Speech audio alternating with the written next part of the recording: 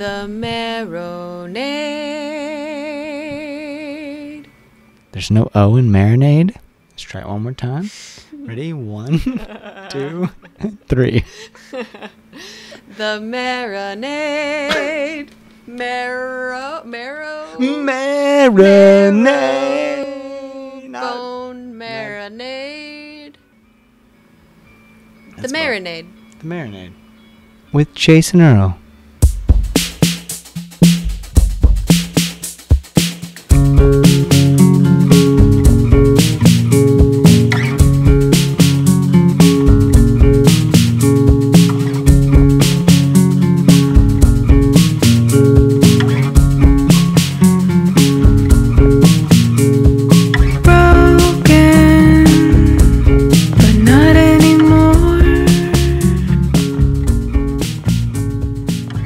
Welcome to The Marinade, a free-flowing conversation about the creative process with creative people. This is episode 143, and our guest is Jenny Owen Youngs.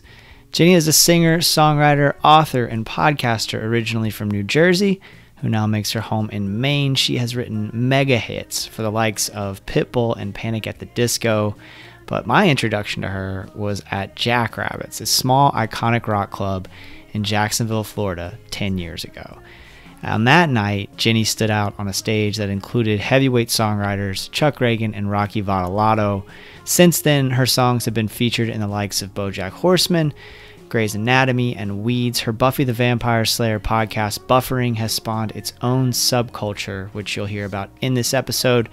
It's been over a decade since Jenny's last full-length solo record, but the wait is over this September. Her gorgeous collection of songs, Avalanche, is out on September 22nd, 2023. It's a stunning album that showcases all of what makes Jenny Owen Youngs a special creative human.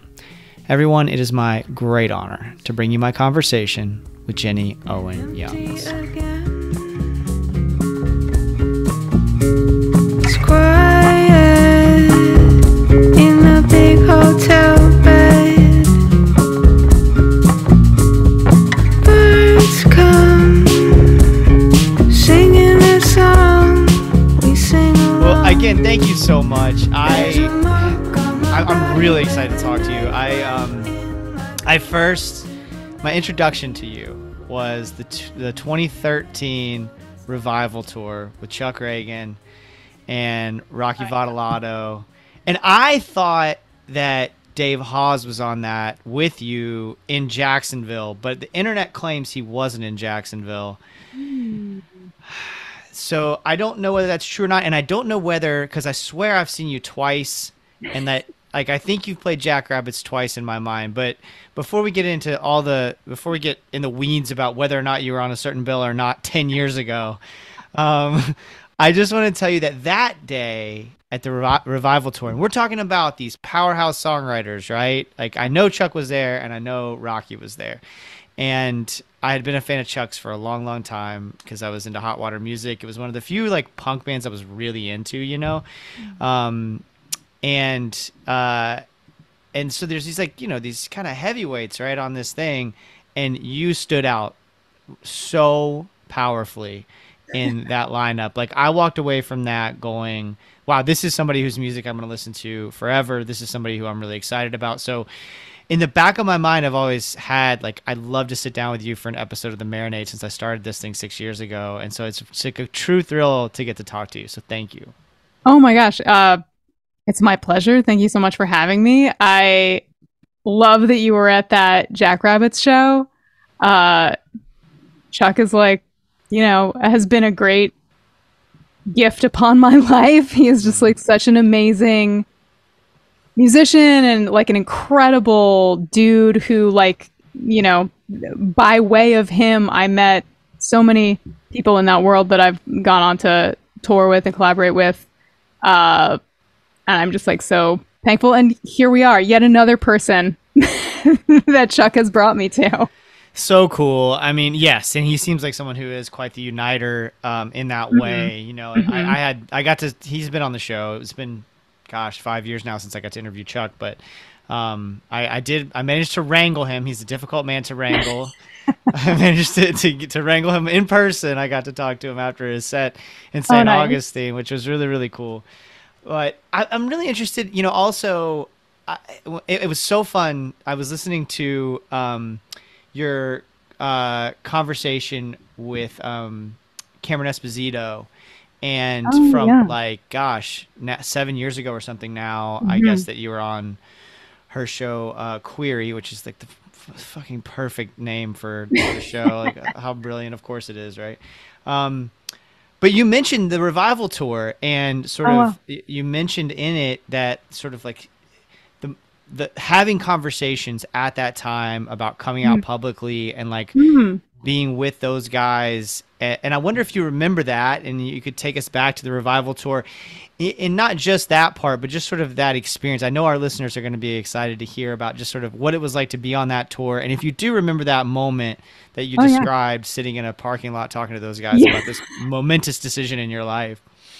Yeah. Well, when you're on tour, this like weird sort of like microcosm just kind of like creates itself. You're just like in this weird bubble with like a set of people, and you're there with them for like 1 week or 3 weeks or 6 weeks, depending on like what the tour is, and like you develop all of this like shorthand and like inside jokes like spring up, and they'll never be uttered to get you part ways after 6 weeks, and maybe you see somebody like 5 years later and you're like, oh, the grasshopper in the tree, and like that information is just like dormant in your mind until you like see one of those people again.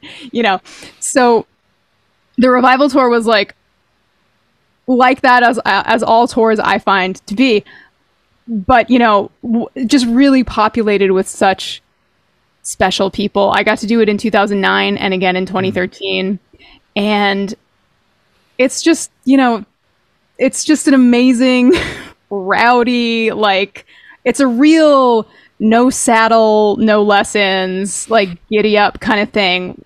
The format, for anybody who's listening who's like not familiar with a tour, is that Chuck puts together these tours with like maybe like 5 different songwriters, 5 people from different bands or solo projects, and then there's like a house upright bass player and a house fiddle player, and you start the night, everybody's on stage and everyone plays one of everybody's songs together.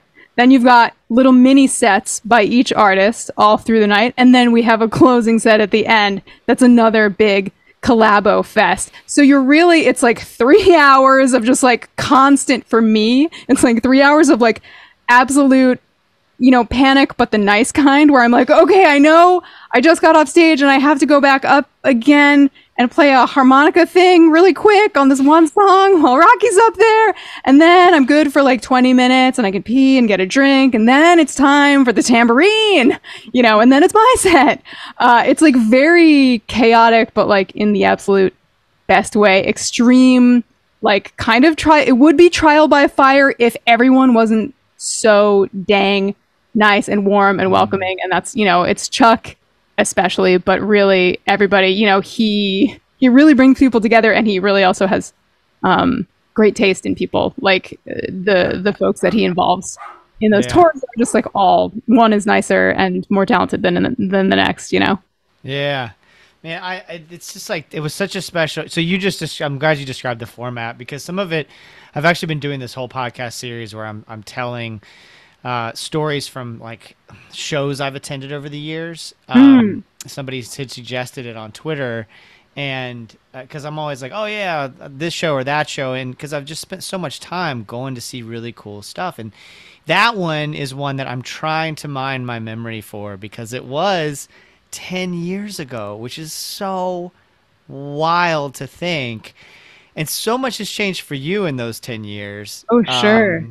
And I'm really interested in how you get from the revival tour, this, kind of this explosion of creativity that's like rooted in punk rock and but also rooted in folk, and roots music. From there to writing a hit for Pitbull is an interesting, maybe not direct line. And so I'm really, really interested in kind of like the music that you were making then, because this is going to eventually get us also to talking about your wonderful new record, which I'll gush about more in a minute. But getting to, like, I was listening to the music that you were making around that time, and then and then I've listened to your new record probably 30 times at this point. Like, I just keep listening to it and like Thank you. devouring it. It's wonderful. Yeah.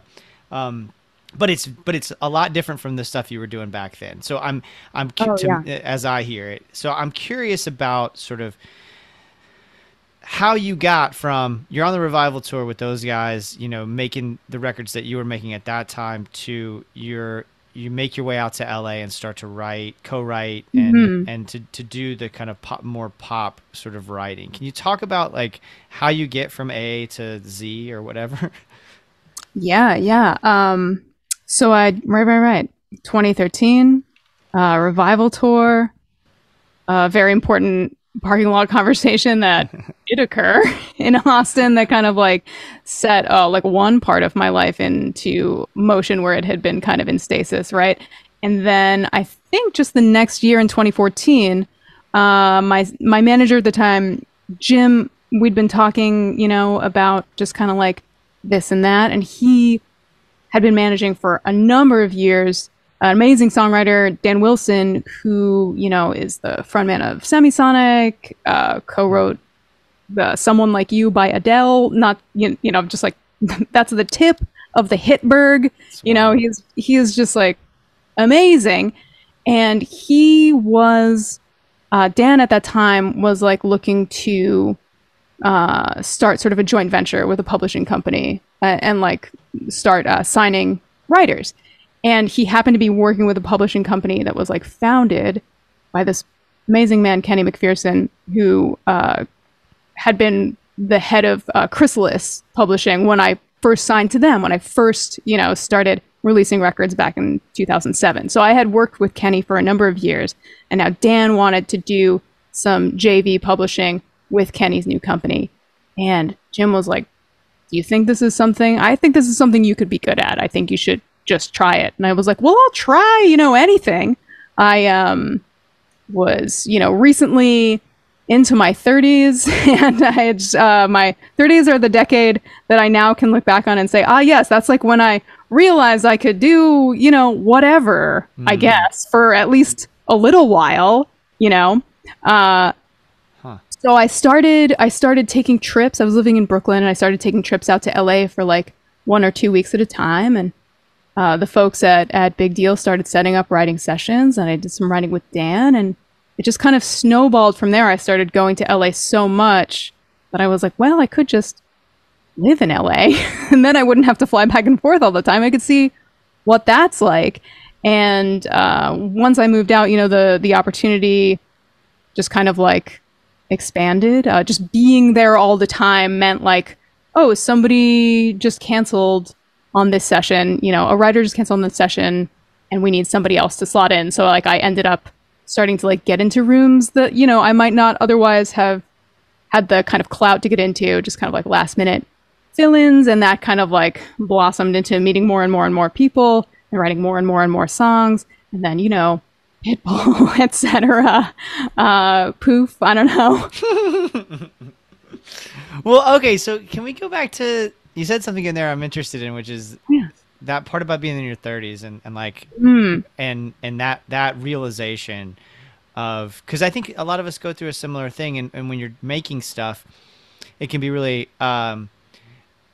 it's helpful to me to hear people say what I just heard you say, which is sort of like, seems like there was a liberating moment there where you kind of went like, I could do a number of things. Right now I'm choosing to go and co-write and move to LA and do this thing. Do you remember that, like, sort of how you came to that decision? Because like that's also a momentous decision, right? That's not an easy one. It's at least from the outside perspective.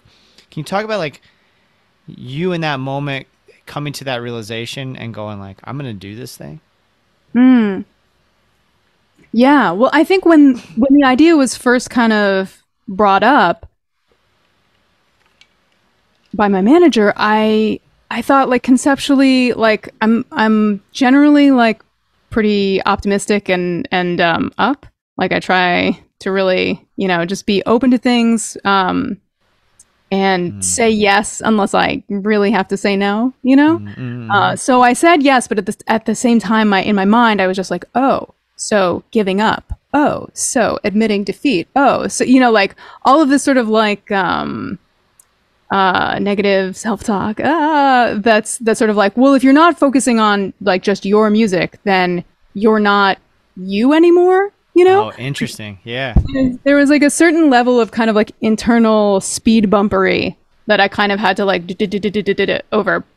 But I think like once I kind of dipped my toe in, I was like doing these trips and it was like fun. And I was like having a blast. It was also, you know, scary and nerve-wracking. And it's like, well, how do you write a song that Pitbull might be interested in cutting? I don't know, but I'd like to find out, at least just so then I'll know, you know? Yeah. And I think like at the time I was like, I've driven around the country in a van a lot of times, and maybe it would be cool to not do that for a little while, like to have a reason and sort of like a creative direction that would not require me to constantly be on the move. I think that also is like part of the 30s thing where I was like, I'm ready to just chill out for a second. And like, there must be a way to keep making music and not just be on a constant scoot, you know? And it turned out that there was. Okay, so you just posed the question there, which was, how do you write a song that might get cut by Pitbull? What did that learning process look like? Like, because you'd already written a ton of wonderful songs and you'd already released a ton of wonderful music by that point of your own. And so what did that process look like in terms of learning how to make, you know, the Pitbull song or the hit song? I gotta quit giving Pitbull his free pub. He doesn't need any of the free pub. 21 Pilots, whoever you've written these songs for, right? They don't need the free pub either. But how do you end up, like, what does that learning process look like? Are you getting in the studio, or are you getting in a room with people to co-write and asking a bunch of questions? Are you just bouncing ideas and picking it up? Like, what did that learning process look like? I think like the Pitbull song in particular was this like very unique convergence of circumstances where I had been doing a lot of writing with my friend Tom Payton, who at the time that we got together to work on this had just written a Pitbull song called Fireball. And actually, if you ever listen to it, it's sort of like a modern day tequila. And there's a part in the chorus where a man says in a very low voice, Fireball. And that's my friend Tom. And Tom does a lot of work with Ricky Reed, who's an amazing producer, and Joe London, who we were all kind of under the Big Deal umbrella, publishing wise. And Tom had just like spent a week with Ricky and Joe making some tracks. And they had this sort of like Bo Diddley beat thing. And I was still living in New York at the time. Tom was visiting New York and came over to write. And he was like, we just had this other cut with Pitbull. I think he likes this track. We should try to write a hook. And the prompt that Tom presented in the room, which is like unique for me, at least in terms of like most writing sessions that I do don't start like this. But he was like, we should think of what Pitbull might think is cool, which is like the most like intuitive prompt ever, and also like the most challenging. I'm like, what does Pitbull think is cool? A lot of different things. We workshopped it, and we like, you know, got into it and kind of came up with a hook that we thought he might be interested in, and, you know, very long winding story, slightly shorter than it could be. He liked it, and he ended up cutting it, and but usually I'm sitting down with somebody, often meeting them for the first time and being like, hello, where are you from? Who do we know in common? What part of town are you living in? And also, what are your most pressing emotional burdens and wounds that we can delve into today to sort of like create a vibe and chase a story? Usually it's more in that realm. Usually I'm not thinking about what Pitbull would think is cool, but maybe that's my error, actually. Maybe that's the wrong way to go about life. Maybe I should be turning that around. Yeah, I mean, it's worked for him. I think all of us would be a lot more famous and probably wealthier if we just asked ourselves every morning, what would Pitbull think was cool? Yeah. And I think I would get a lot more ears on this podcast if I thought that way. He seems to be living his absolute best life. Yeah. Well, I mean, thanks to you and your hit writing abilities. How different is that from like, okay, so how different is that process versus when, I kind of, we can transition a little into talking about your wonderful record Avalanche. Like, how different is that process from writing Jenny songs?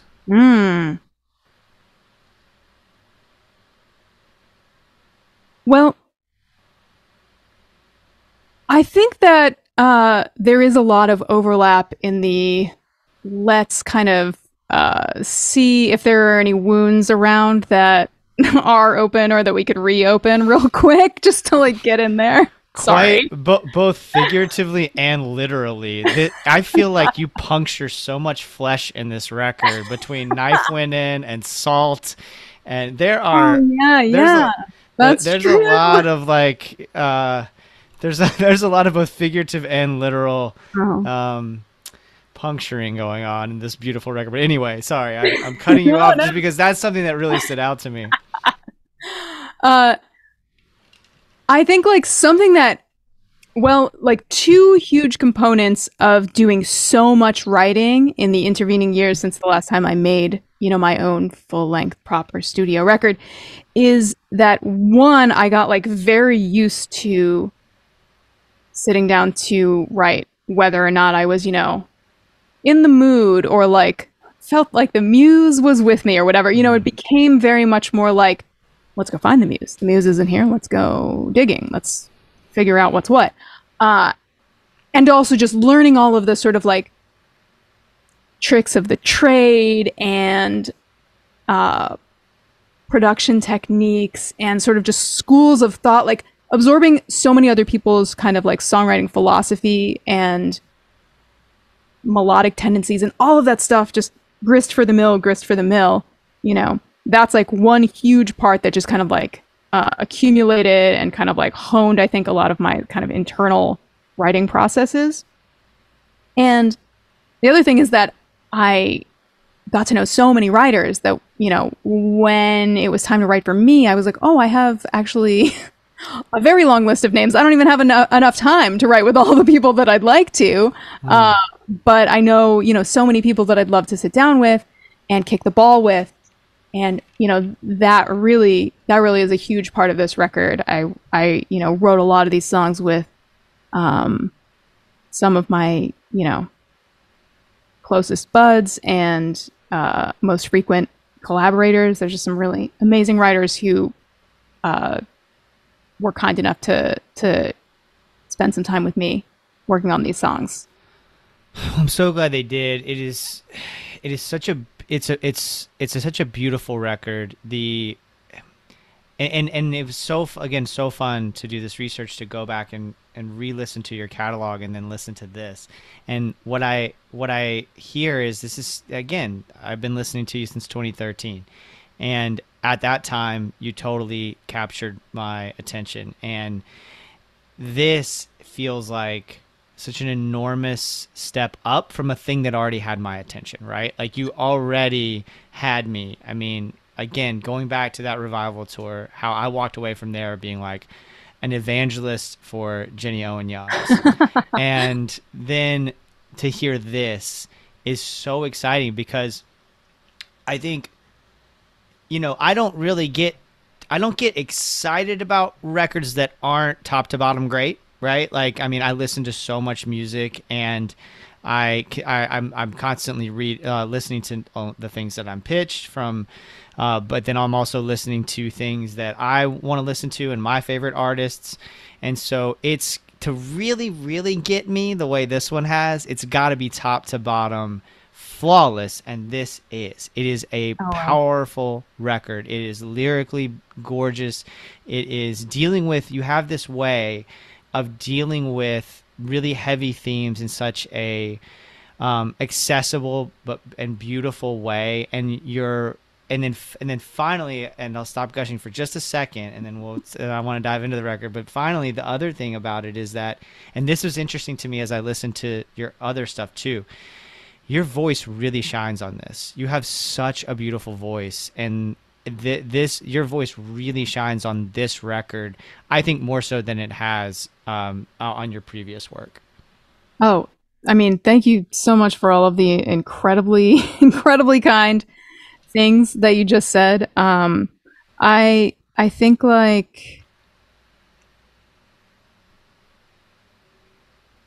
if I could go back and recut like every vocal on every record and EP that I've ever made, like I would probably do it once a year. That's like how it feels to look back on earlier iterations, of my voice. But I in particular, like I think something that like really contributed to just sort of like the vocal performance, and also just like how the record kind of like breathes a little bit differently than my previous recordings, is that when Josh Kaufman, who produced the album and plays a ton of instruments all over it, and I sat down, in the studio the first day, he was like, what do you want to start with? And I was like, let's start with Avalanche. And I played the song for him, and then I played it a couple more times with him, like playing through it, and I'm like singing, and around us, like microphones are going up and a Pro Tools session is getting created, and like everything's getting prepped. And then he's like, cool, so let's just like start recording. And I was like, wait a minute, you mean like right, like how we are, like we're both gonna like play guitar at the same time and I'm gonna sing a real vocal? I'm like very used to building from the ground up, starting with the drums or some kind of like rhythm track and like building up the instruments, and then and it's perfect, and now we'll put the vocal on top. But this is sort of like building from the vocal, building kind of like from a performance of the song rather than kind of like the form of the song, if that makes sense. Mm-hmm. And I think because of that unsuspected curveball that I just rolled with, there is a certain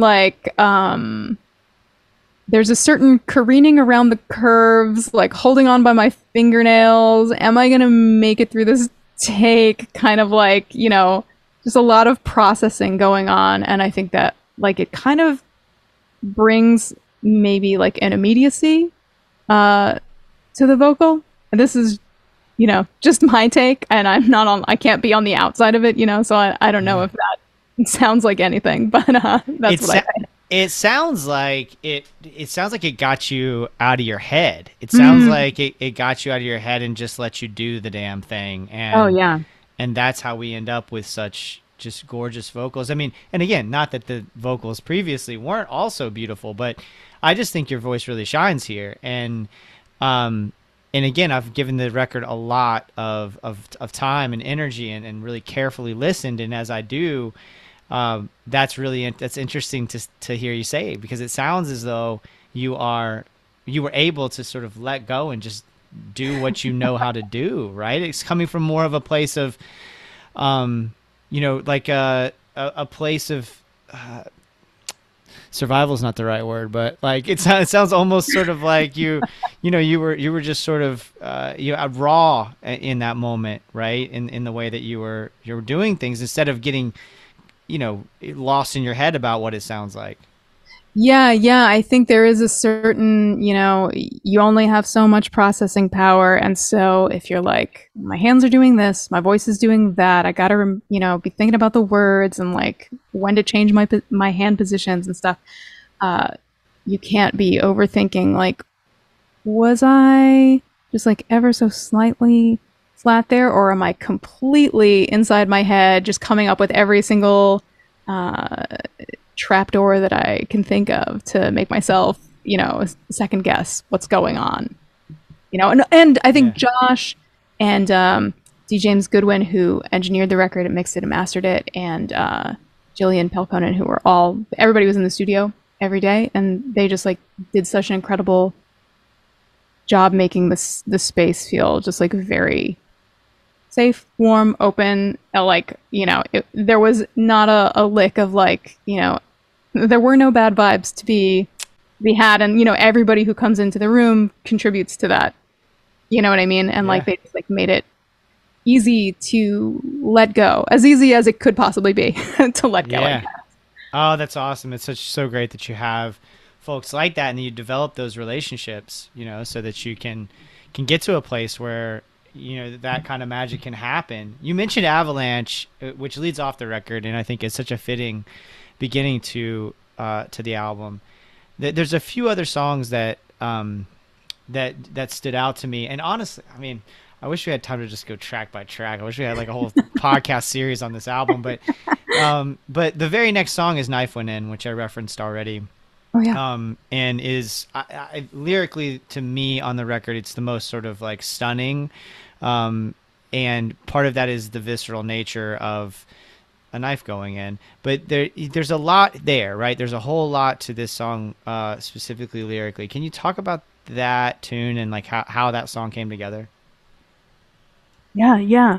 I sort of had like the shape of the first verse and the shape of the first Knife Went In section, I had like that much, and I was like, I need some people to bounce this off of.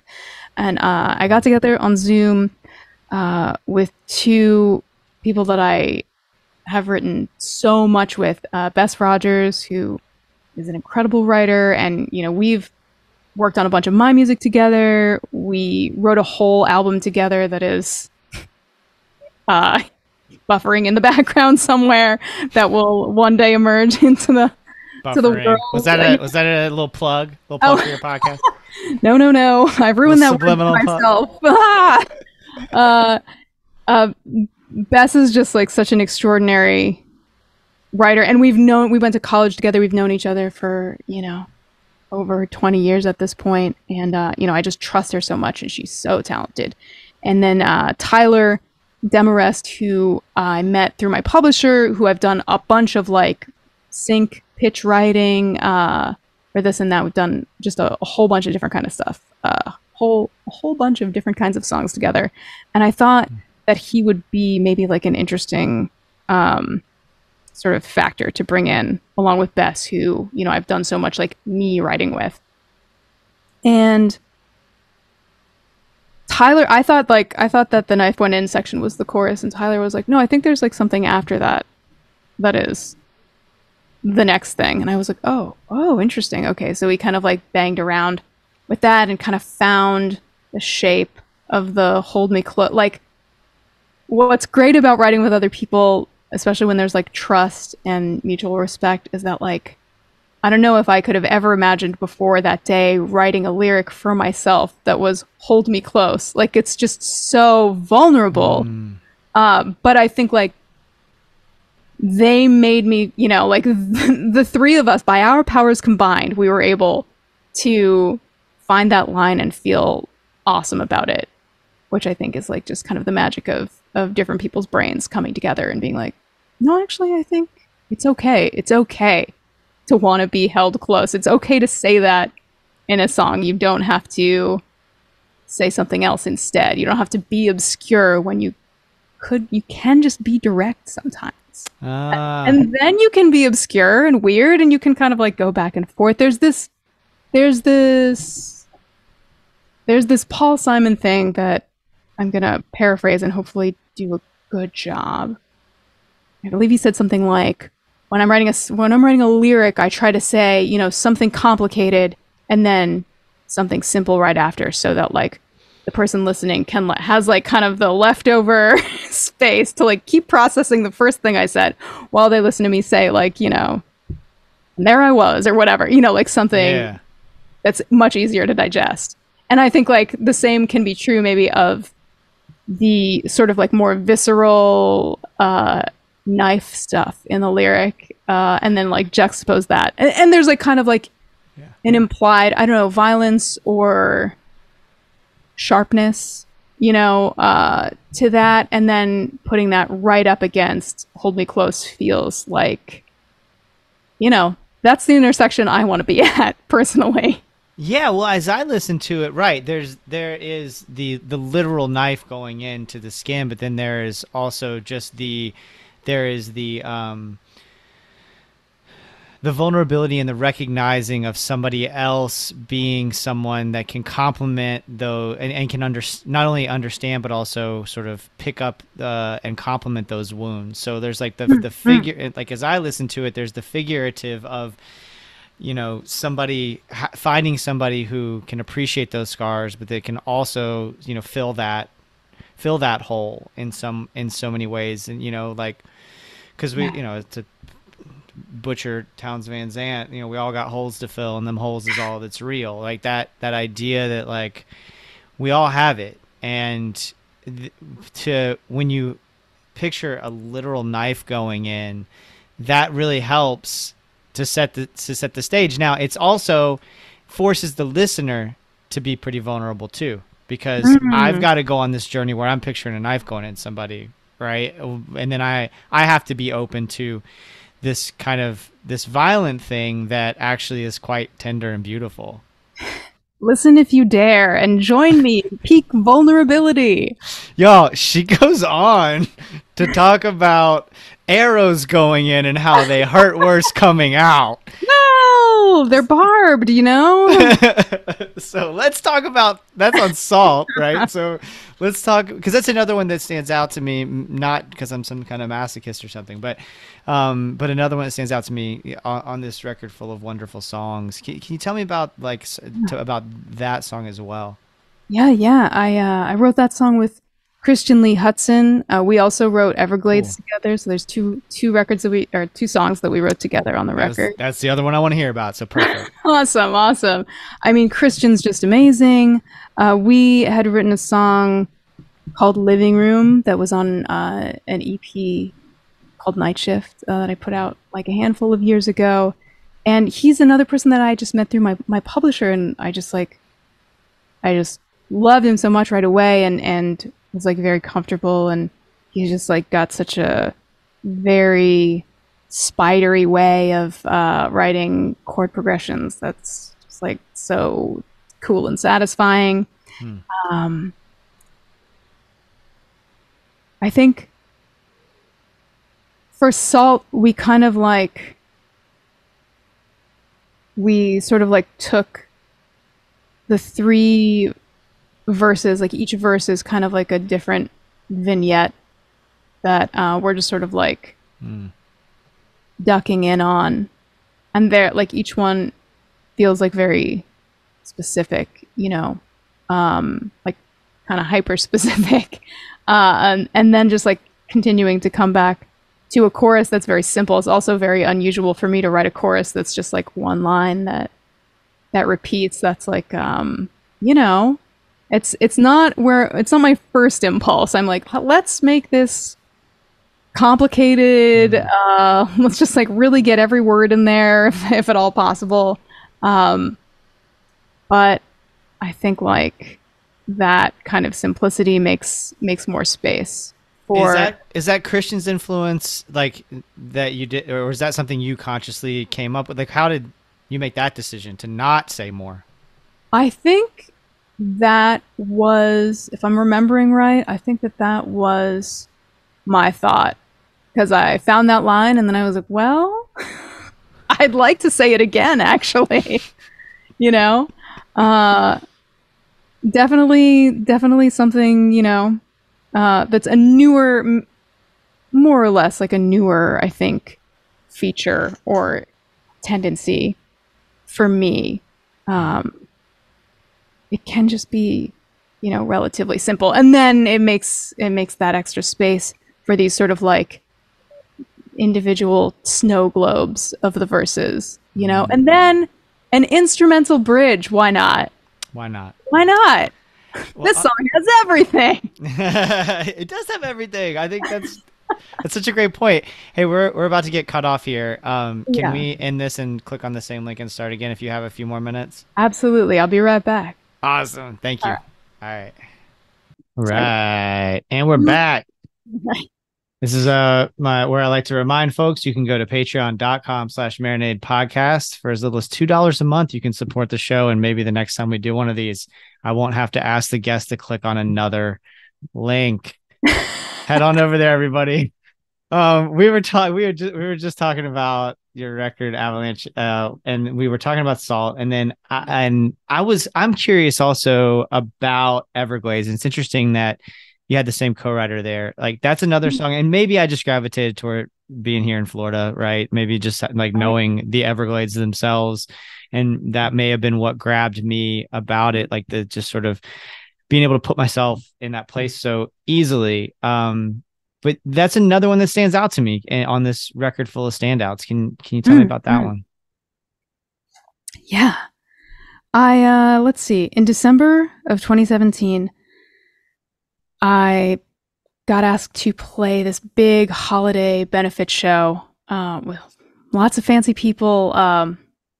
Lauren from Churches and Justin Long put it together, and your friend and mine, Cameron Esposito, all manner of thrilling people, singing songs, making jokes, all that.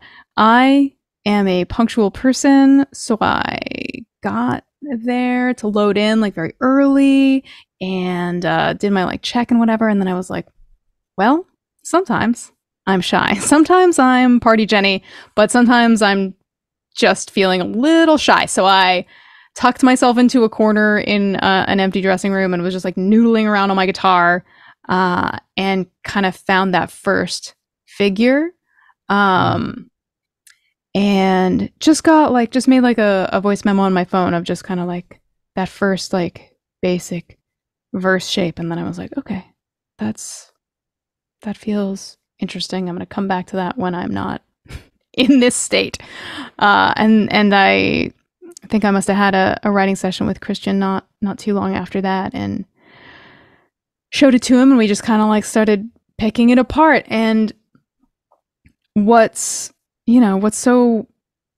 can be so awesome about writing songs with people, you know, when they're people that you trust, and that, you know, you have enough musical overlap that like you can really find the things that you both love a lot and like sink your teeth into them together. It just kind of like unfolded for us, you know. We kind of like kept playing on the sort of like repetition, but modulating, you know, the lyric as it does in the first verse, and then it does in the second verse, and then we kind of found that it felt when we get to the third verse, it felt like time to get specific and get into the sawgrass, you know. I don't know what,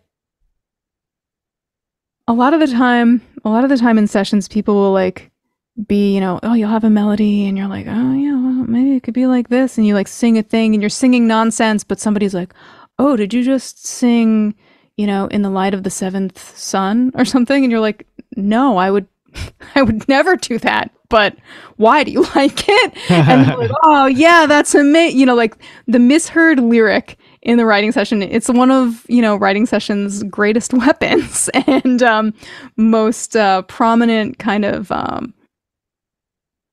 forces to move the ball forward. And I think I might have even just like had, you know, I had just been mumble mouthing something about the Everglades, and it kind of just like, you know, solidified from there, kind of like, oh, like that feels cool and interesting and like kind of swampy, and like it feels like the song could be, you know, in that kind of like saturated space, and like I don't know, like something about like, you know, the thickness and the moisture, humidity, like feels kind of like it intersects to me with the sort of like, where is the line between like a lie, an omission, you know, like these kinds of sort of like semantic ways we can find to like draw lines between categories that maybe are just kind of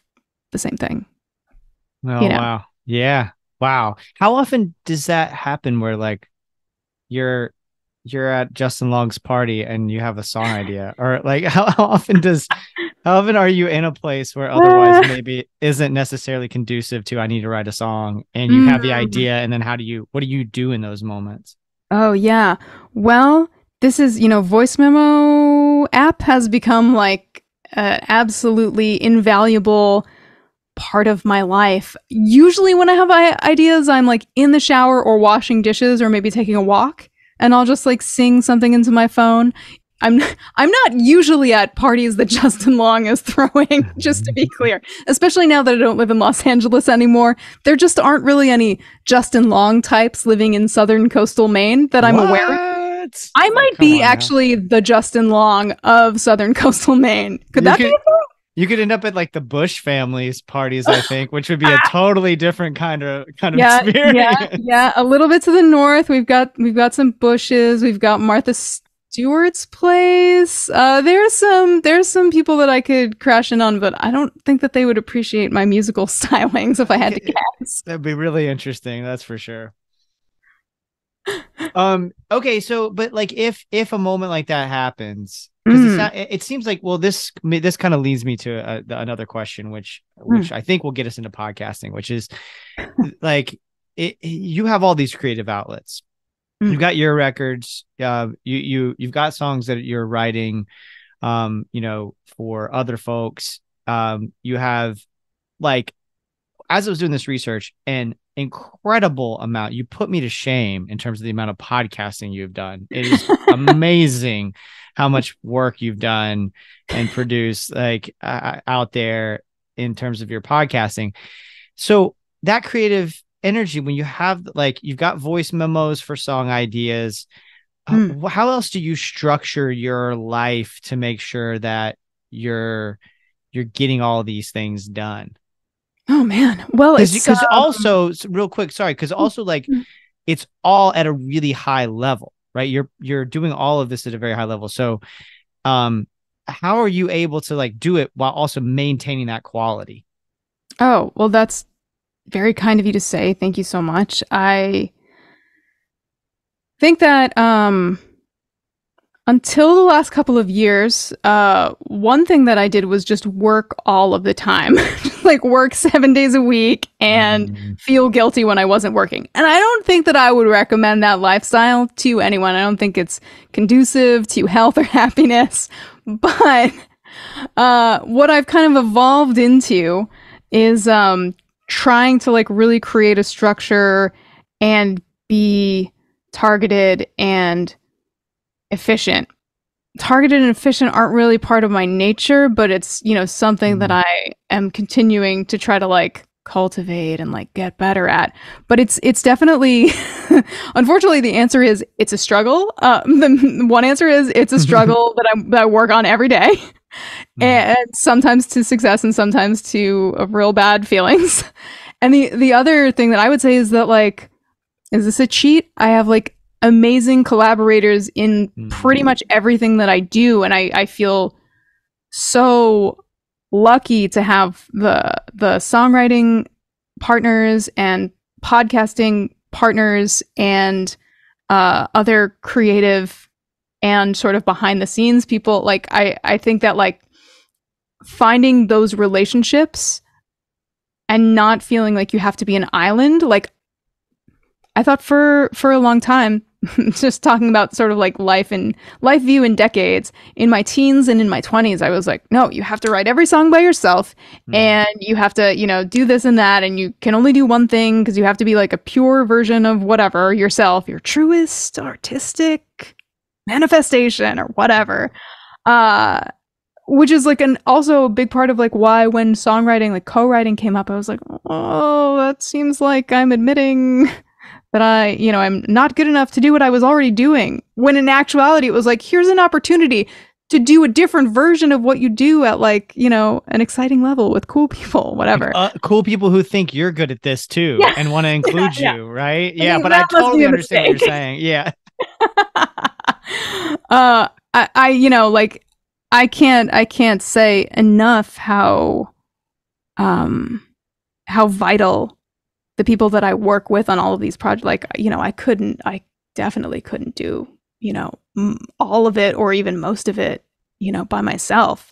Just like finding those collaborators and those relationships and like finding the people that, you gel with and that like you share goals with and that you can like inspire and be inspired by. It's just like, to me, it has become just like an absolutely vital part of my creative process is having people to kick the ball with. That's awesome. That's awesome. Okay. So that's interesting. You said all of that because it just came up. I haven't released this episode yet, but by the time folks hear this conversation, they will have heard my conversation with Willie Carlisle that I recorded in Asheville a couple of days ago. And he's kind of at a point in his career where I wish I could just magically bring him in right now. He would be that would fit great. It would fit so well. But Willie is at this point in his career where like he's just, continuing to get more opportunities and more opportunities, right? Like his star continues to rise, and for very good reason. And he was talking about how like important it is at this stage in his career trying to find those people that can help him because and if you see Willie perform, it's just him on stage. And so like it can feel as though everything he does is just his own do it yourself. It's just him. And I've been thinking about that a lot too when I think about my show. Like I'm really proud of the work I've done over the last 6 years, but I also kind of feel like this is my fourth conversation in 3 days that I'm recording. And then I'm going to go, I've booked all of these things and now I'm going to go edit all of these things. And I got writing to do for each one of them. And then I need to record my intros and outros. And you know how it is. All this stuff that's going to go into it. And I don't have anybody.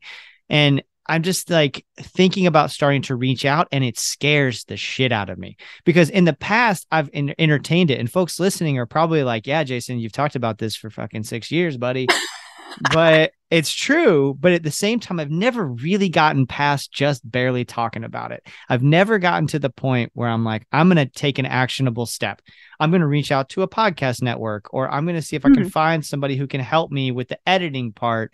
Or I'm going to find somebody to help me book so that I'm not spending so much time going back and forth on email and all that kind of stuff.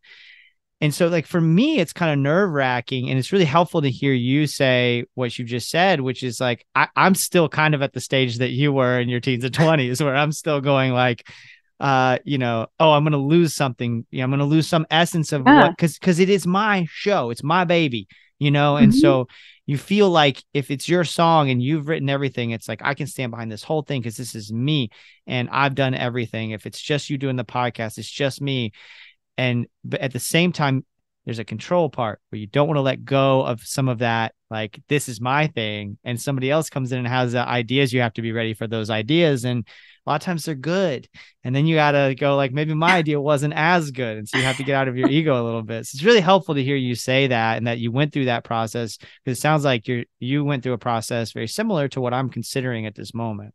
Oh yeah. Yeah. And if you have like, I don't know, 5 years to spare, I would recommend just booking 5 writing sessions a week for those 5 years, and you will be ground down into such a fine powder so quickly that you will transcend your current form, and you will be like, I'm ready to say every idea and for everyone in the room to think that it sucks, but it's okay, because the ideas that don't work, can ignite a spark in someone else's mind for an idea that will work, that we'll all be excited about, like that sort of extreme. You just like there's nobody is on fire all the time, right? And nobody is always right. So like writing sessions are just my experience of like, oh yeah, other ideas, like a lot of them all at once, and like we're weighing all of them together, but there are, I'm sure,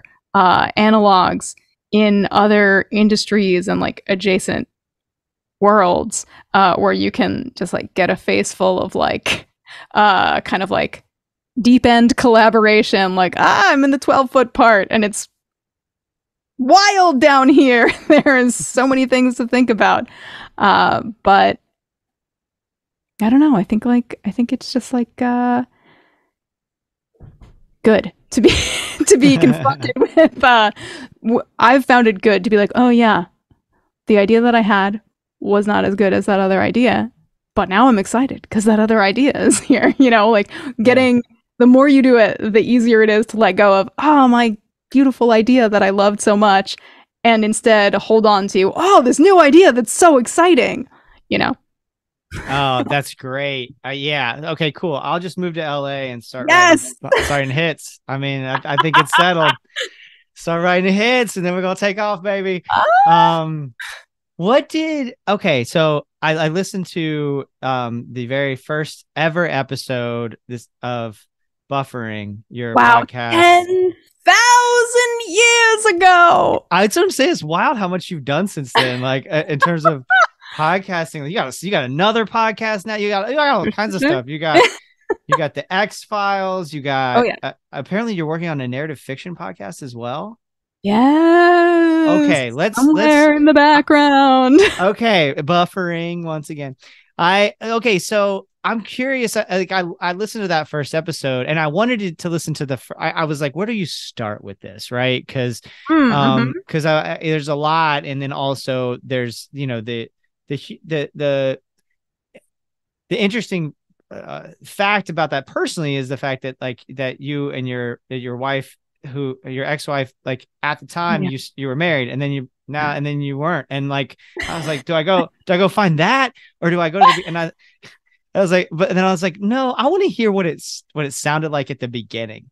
I want to go back and hear what it sounded like at the beginning. So I'm sorry, but also, it's really good. It's really, really good, right? And so that was interesting to me to go back and listen to it, and not really having much of an interest in Buffy the Vampire Slayer, even though I was 16, I think, when it came out, which I just learned as you were talking about it, which was an interesting thing to go back to, right? Like, because it's the timestamp too. And all I remember was like, I thought Sarah Michelle Gellar was hot, right? Like that's what I remembered about the show. And so listening to you talk about it with such enthusiasm as well, and to think about like how I'm fascinated by the fact that you did this at all, right? And that not only that you did it, that you committed to this for so long, and that it is so compelling, even for somebody who only thought that Sarah Michelle Gellar was hot, right? Like that was my entry point to Buffy the Vampire Slayer until I listened to it. And then I'm like, I think I need to go back and watch Buffy the Vampire Slayer after listening. I think I need to watch it. Can you talk about the idea to make the show, and then like how? Because like, it's quite the commitment, and for you to do it and to stay with it and to make such a compelling show about something that, if I hadn't done this interview, I wouldn't have been interested in. Now you got me hooked. Yes. Okay. Well, wow. Sometime in the last year, like I had to go back and listen to the first episode, and what really struck me was like, wow, I sound so stiff, but I'm happy to hear. I think like, everything is relative. And I'm standing at the other end of this like really long winding road, right? Looking back, being like, oh, that's so different from like what happens now. So at the time we started the podcast, I was married to Kristen Russo, my co-host, and I had been like pestering her for like 2 years. I was like, let's make a Buffy podcast. Let's make a Buffy podcast. Let's make a Buffy podcast. It'll be so fun. It won't take any time. It like won't even feel like work. Was I ever so young? And for 2 years, she was just like, ugh, you're a fool. This will take over our lives. She was not having it. But I was like, at the time, I was like, just like, really, I had just recently gotten into TV rewatch podcasts. I was listening to Joanna Robinson on Cast of Kings, and then later A Storm of Spoilers, which are two sort of Game of Thrones, A Song of Ice and Fire podcast. I was really into Kumail Nanjiani's X-Files files, R.I.P., never finished. And I was just like listening to these shows and being like, wow, this is so fun. It'd be so fun. I love to, if anyone will hold still long enough, I will talk about Buffy for, as long as I can keep him there. So it would be so fun to do that in podcast form. And, we could do it together and it'd be so fun. And she said, no. And then we moved to LA and like, moving across the country and just kind of like adjusting, getting into a new groove, figuring out like, what is my life here? I think like part of that, like really played into Kristen being like, okay, let's just do it. And I was like, okay, and what if we write a song for every single episode? So like wild.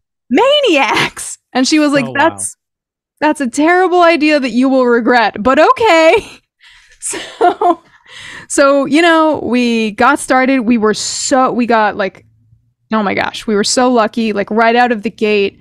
I think on our third episode, we got like a little mention in the print edition of Entertainment Weekly. We were like, how did we get so cool? That's amazing. And, like people just, it was a different time for podcasting. There were a lot fewer podcasts. Yeah. The field was a little thinner. So, and I was coming from a place where like some people were just getting on board because they knew my music. Kristen had long been kind of an online personality and in-person personality, creating resources for LGBTQ young people and their families. And so she kind of she brought some people over from there, and we just kind of like built, and it was like, it felt very, exciting, but also very like organic and, manageable. Around season 3, we separated, which you'd think would be the end of the podcast, but no, we had come to just absolutely adore making the podcast and also interacting with the people who were listening to it. I mean, they're just like incredible. We like accidentally created this hub for like all of these amazing people to find each other, and like create these relationships. There is a Facebook group that, is part of the podcast, and the sort of subgroups that the listeners, the members of the group kind of create to like support each other. They like have like little groups for like each city, and they like schedule meetups, and they do trivia night, and like they do all of this like beautiful stuff together. If we have a live event, sometimes a group of people will fly in from out of town and they'll all get an Airbnb together. It's so freaking cute. There are people who met because of the podcast and got married. There is a Scooby support group in the Facebook subgroups where if somebody has a bad day, everybody else, like the person who is closest to them geographically, will, crowdsource like $5 from everybody, put together like a care package, drive it to this person's house. And like, that's like the kind of stuff. So we were like, well, we have to get divorced, but we have to do everything we possibly can to preserve and protect the podcast at all costs, because we love the show and we love these people. And so it was hard, and we did we tried a lot of different things. And, it was like really gutting. It was like, army crawling over razor wire for a while. It was like, woo, it was hard. But, our love for this thing that we made together made it maybe a little bit easier than it would have otherwise been. And then, eventually we found our way back to, actually, like, I think that the pandemic, like, really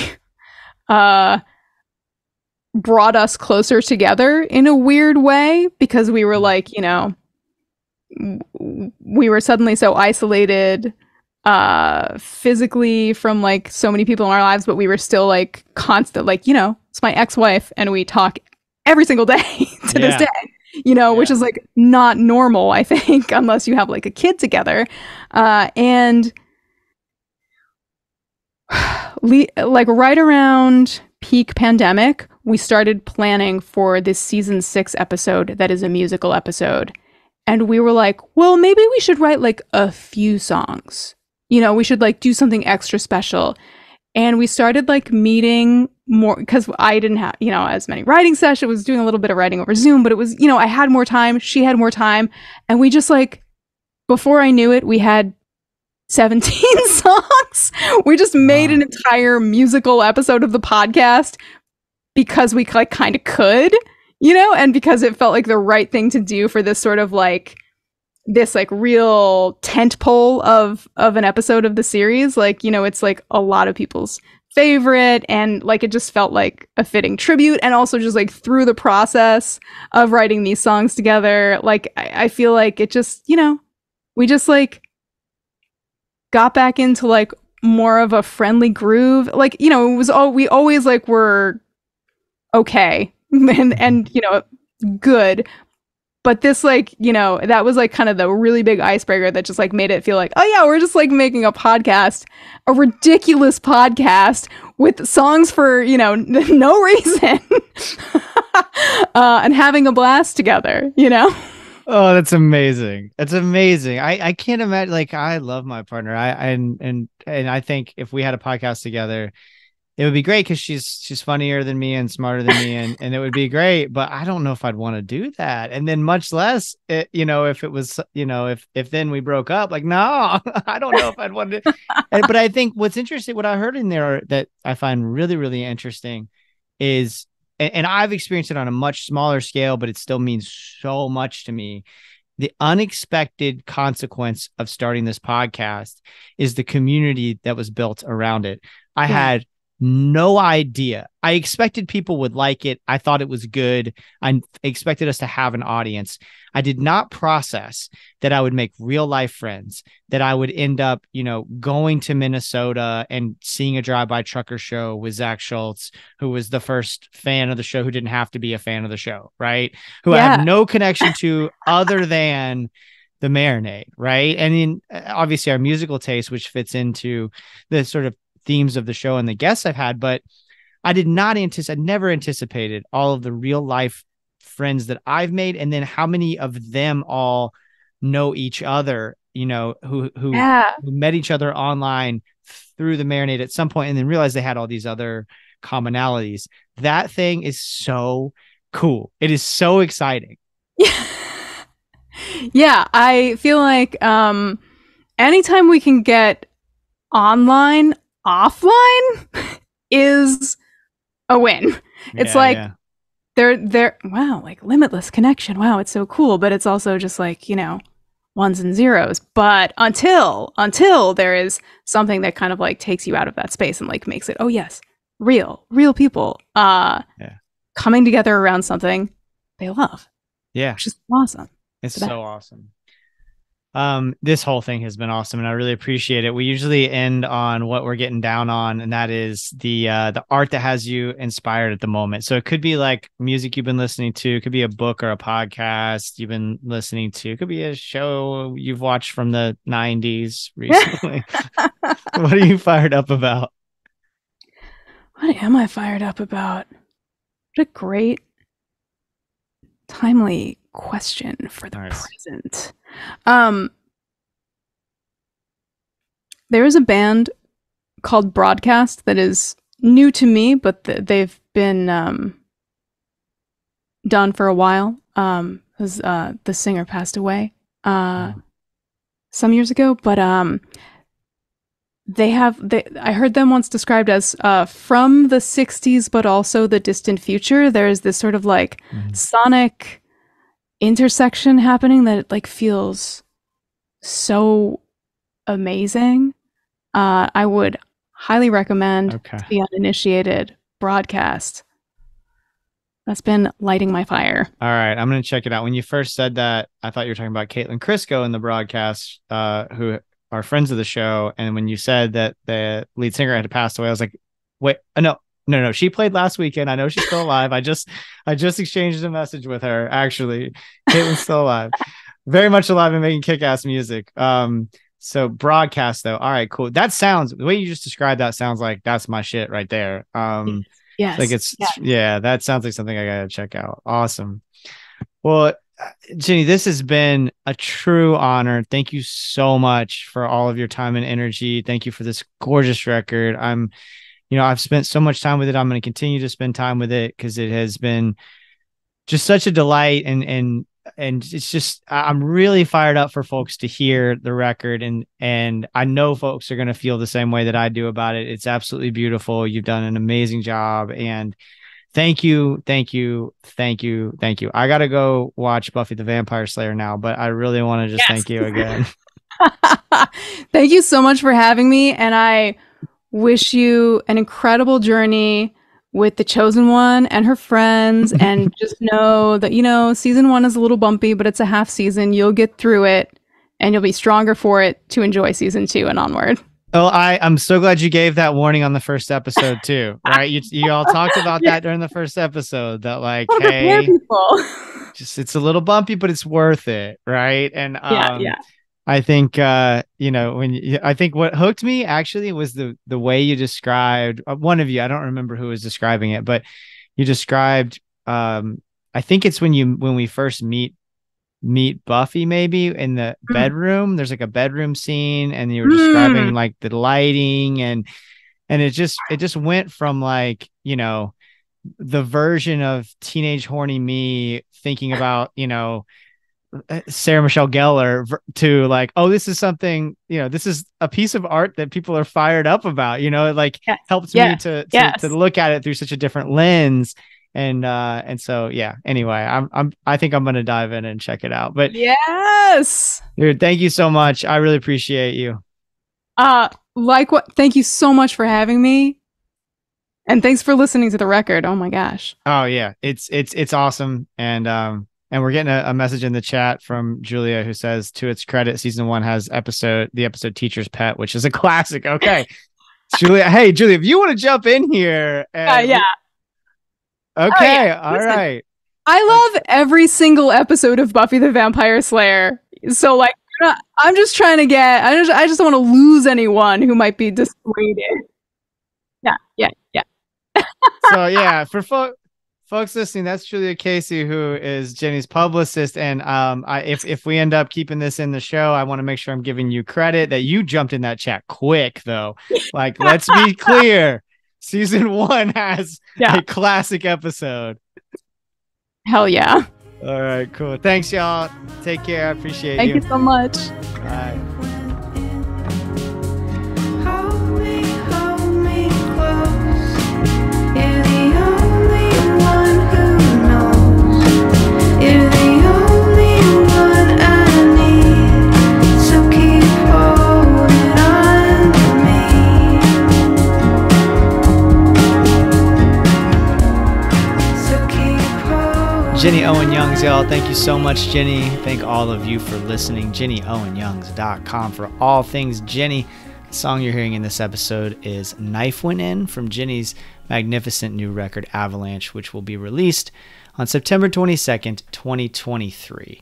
MarinadePodcast.com for all things The Marinade. Follow us on YouTube, Instagram, TikTok, Reddit, Spoutable, Twitter, Blue Sky, Mastodon, all the things. Subscribe and give us a 5-star rating on your podcast app. Tell a friend about the show. These are all free ways to support The Marinade. Go do that right now, please, while you're listening. It makes a huge difference for us and costs so little of your time and effort. If you really like what we're doing, please consider joining our Patreon community, where for just a few bucks a month, you can gain access to Patreon exclusive content like our show, Jason's Journey, where I talk about the moments that shape my creative life and provide a window into the process of making The Marinade. You can now try a free trial of Patreon, y'all. See if you like it. No pressure. Try it for 7 days. Set a reminder on your phone in case you want to cancel, and keep going if you dig it. We got a lot of cool stuff over there. But hey, I get it. I don't want to always subscribe to things, right? And you may not want to do so either. All the money goes right back into the show. But if you just want to support us financially and don't want to commit to a monthly subscription, you can Venmo or PayPal us just at the Marinade. I want to give a huge shout out right now to Matt Westerman, our brand new Patreon patron, who has been so supportive over on social media. And I'm just so grateful for your support, man. Thank you so much. I hope you enjoy the Patreon. It is a great way to connect with the show and to sort of dive deeper with people who are passionate about this kind of thing. And, without that financial support that we're getting from folks like Matt, there is no face-to-face conversation with River Shook. There is no face-to-face conversation with Willie Carlisle. There is no JD Clayton episode live from Bonnaroo, right? Those things happen because of the folks who are able to share their treasure with us. And I'm just so thankful for that. But above all, we're just thankful that you listen and spread the word about the Marinade. 6 years, y'all. 6 years yesterday, we released episode 1 with BJ Barnum. 6 years of episodes, and we're now on a clip of 1 a week. I don't know what else to say other than thank you so much. Until next time, go out and create something. Cheers, y'all.